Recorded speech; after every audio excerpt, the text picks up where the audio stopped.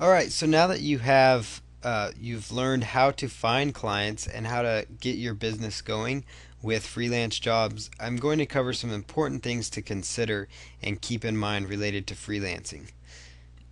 One of the most important aspects is once you get clients, it's very important that you meet deadlines. So, whether it's deadlines you've set for yourself or for them, or if it's deadlines that they've set for you, it's very important that you meet those. So, if they need them in 5 days, and you need the articles or graphics or whatever it is, try and you tell them that you're going to meet that deadline. Try to meet that deadline. Make sure you're trying to meet that deadline, because what happens is that's something that's going to set you apart, because there's so many freelancers out there that don't meet their deadlines and don't meet them on time, and it can be difficult when you are freelancing to do that. And so it's important to take note of being focused on your projects at hand. But it's so important to meet deadlines, because as you meet deadlines, they're going to be like, wow, this is amazing. So they're going to come right back to you.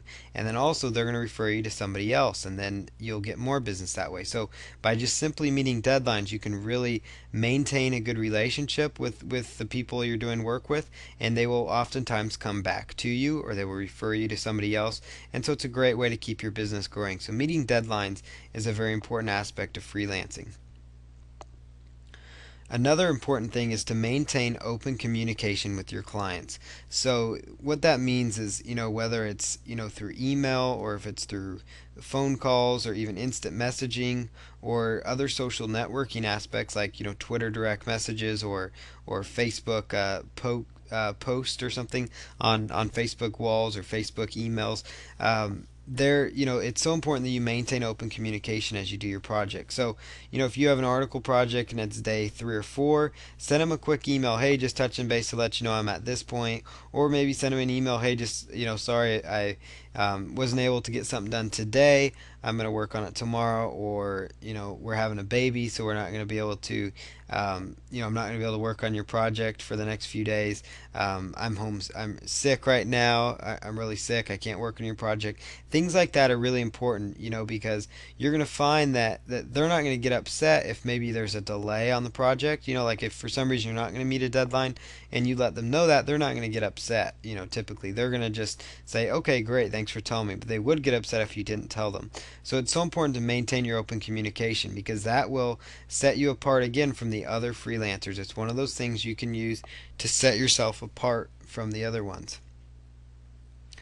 The most important aspect, probably a very important aspect besides meeting deadlines and maintaining open communication, is to stay focused. And that means just to stay focused and on the efforts and on the project at hand. So if you're creating a mini site for somebody, then once you start that, focus your time. Focus, okay, the next 30 minutes I'm going to devote to just this project, so I can make some headway on this project. If it's an article writing task, say, okay, I'm not going to get up from my computer till I've written 3 of the 10 articles for this client. And then, and then go back and go for another 30, 45-minute chunk. Say, I'm going to write another 3 articles. I'm going to write another 3 articles the next day. And if you just focus out your time, so maybe you have a 7-day project or a 5-day project, and you decide to focus 30 minutes a day, that would come to about 2.5 hours of total, focused work where you just focus on that. And you'll find that, you might get the project done ahead of schedule, which would be great, because the client would love it if you got the work done ahead of schedule, and they will keep coming back to you for more work. Another important thing to do that not a lot of freelancers do enough of is ask for testimonials. Once you're done with the work, as long as especially if you've met the deadline, you maintain good communication, and you just stayed focused on the project, ask for testimonials. Ask them for testimonials about your service, about your delivery time, about whatever the case might be, because that's invaluable, because that's stuff you can put up on your website. That's stuff you can send in an email to other potential clients, and it will help your business grow. And so that's very, very huge. So ask for the testimonial when you're done with the work and you did a good job for them, you did right by the client. Make sure you ask for a testimonial, because they will give you one most of the time if you ask for it.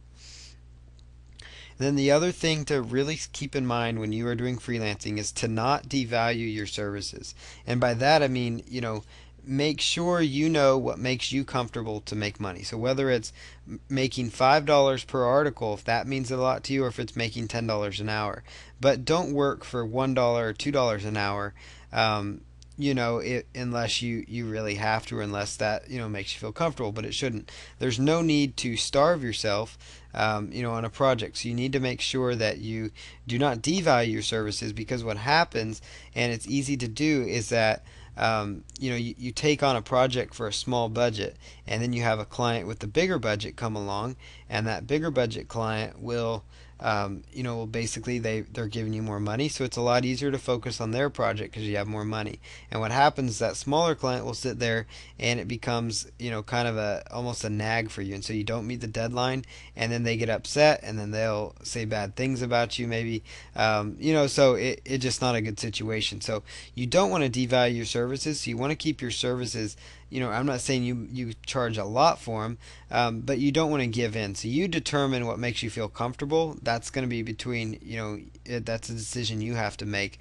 Is okay, what makes me feel comfortable, or I really need the money. But it's kind of like, if you're only going to make $1 or $2 an hour when the project's done, you may as well just, have done the stuff just for yourself, because you would have gotten a better return on your investment long term. So just don't devalue your services. That's another important consideration when you're doing freelancing. A lot of freelancers do that, as they get all excited and they say, "Man, I just want to get a project done," and they'll take on maybe a free project or a project for next to nothing, and it's just hard to get motivated to get that project done. So try to not devalue your services.